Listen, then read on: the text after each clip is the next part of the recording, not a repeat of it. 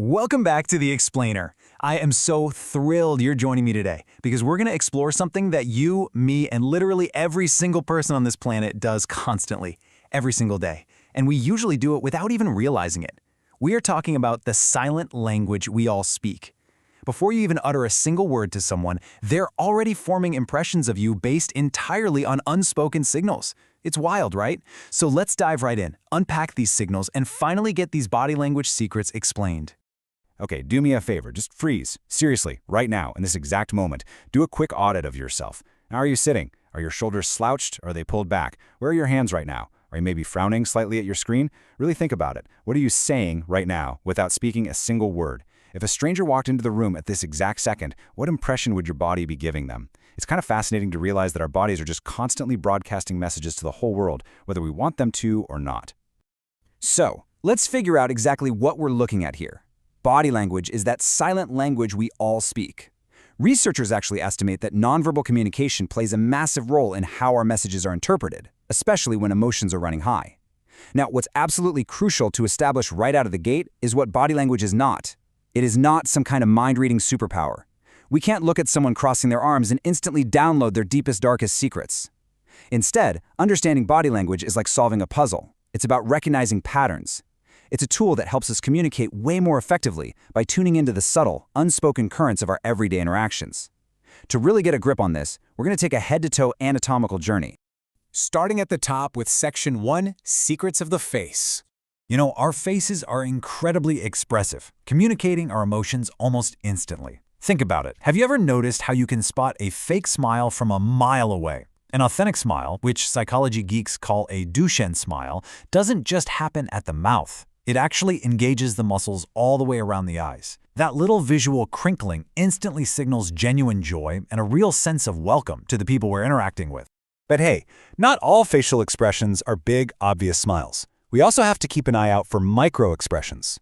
Because these tiny, super fast movements happen in a fraction of a second, they totally bypass our conscious control. That makes them incredibly honest clues about how a person is truly feeling. Raised eyebrows, that instantly communicates surprise.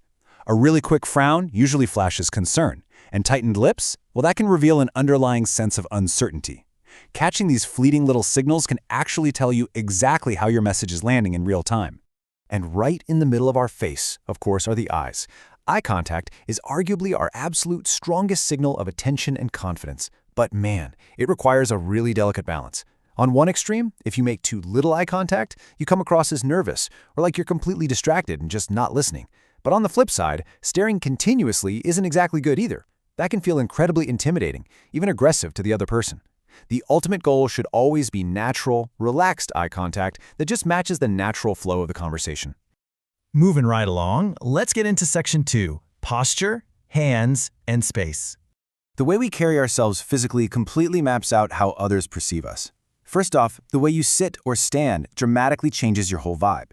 Standing upright with relaxed shoulders immediately tells the room you're confident and open. Conversely, slouching? People often interpret that as boredom, fatigue, or low confidence. And that happens even if there are a dozen totally innocent reasons you might be slouching. Then we've got the hands.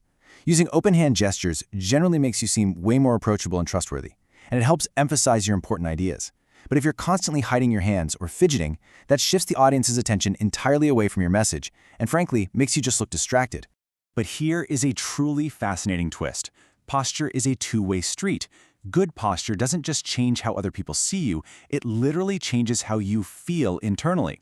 Standing upright and holding yourself well actually makes you feel more alert and prepared. It's this wonderful dual benefit of embodied cognition. You project confidence to the room while internally giving your own readiness a massive boost. Now, what about the actual physical space between us and other people? Everyone definitely has different comfort levels, but there's a definite Goldilocks zone for physical proximity. Standing way too close to someone can feel highly intrusive, totally violating their personal space bubble. But standing too far away isn't great either, because it can make the interaction seem cold, awkward, and distant. Respecting personal space is absolutely vital for ensuring that your conversations feel comfortable and respectful for everyone involved. Time to head south. Section 3, Lower Body Hidden Signals. Yes, the feet. A lot of communication experts note that the feet are actually one of the most honest indicators of someone's true intentions. Why? Well, because while we're super busy consciously controlling our facial expressions, our limbic system is quietly governing our lower body, making our feet highly honest indicators. The direction someone's feet or torso are pointing strongly suggests where their attention is actually focused. Picture yourself in a group conversation at a party. Even if someone is politely making eye contact with you, their feet might naturally be pointing toward the person in the group they're actually most engaged with. Or, they might be pointed directly at the front door if they are desperate to leave. And finally, Section 4, Mastering the Full Picture. So, we've broken down the face, the hands, the posture, and the feet. But in the real world, these things never happen in isolation, right? One of the most powerful ways all these signals come together is through a behavior called mirroring. Mirroring happens when people naturally copy the posture, the gestures, or even the vocal tone of people they like or feel comfortable with. This happens completely unconsciously most of the time, and it is a fantastic, natural tool for building rapport. But a quick word of caution here. Deliberately trying to copy every single movement someone makes looks incredibly unnatural, and honestly, it's just creepy. Genuine rapport has to happen naturally. And that brings us to the most important takeaway of this whole topic.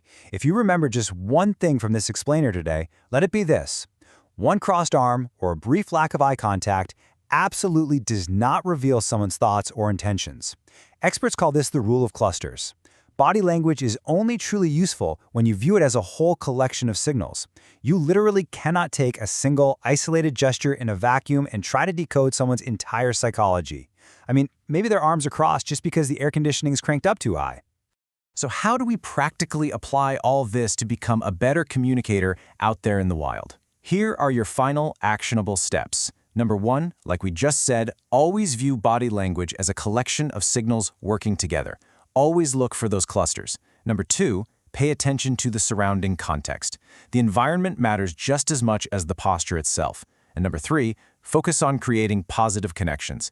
Mastering body language isn't about sneaky mind tricks or manipulation. It's about communicating clearly, building real trust, and being a much more effective listener. We have covered a ton of ground today, from the fleeting micro-expressions on our faces all the way down to the hidden honesty of our feet. You now have the actual tools to recognize the patterns in this silent language we're all speaking. So I want to leave you with this provocative thought. The next time you walk into a room, whether it's a high-stakes job interview, a first date, or just walking into your own living room, what will your body be saying? Keep your eyes open, watch for those clusters of signals, and I'll catch you on the next explainer.